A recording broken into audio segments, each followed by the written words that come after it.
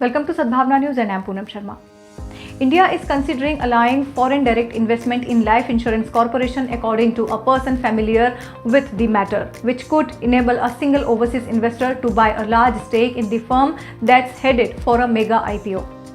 Any strategic investment would be subject to a cap through it's unclear at what level that would be set, the person said, asking not to be identified as the deliberations are private.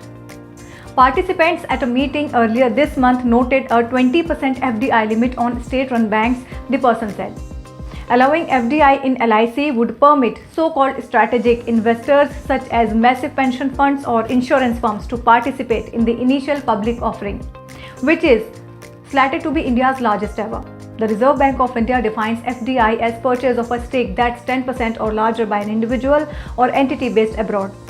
Bankers seeking to arrange LIC's IPO are due to make presentations to the government Thursday. Prime Minister Narendra Modi's administration, which owns 100% of LIC, is looking at the sale to help narrow its budget gap to 6.8% of gross domestic product in the year through March 2022. The listing could value LIC as much as $261 billion based on its assets under management and using private sector insurers as a benchmark, analyst at Jefferies India wrote in a February note.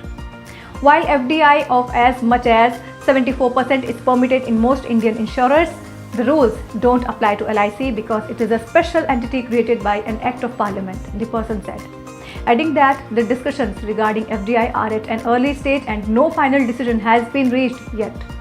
A spokesperson for the Finance Ministry could not be immediately reached for comment. BNP Paribas SA Citigroup Inc. and Goldman Sachs Group Inc. are among 7 foreign banks vying to manage the IPO. 9 Indian firms include HDFC Bank Limited and Axis Capital. Powered by Arthros Clinic, a dedicated center for arthroscopy and sports injuries.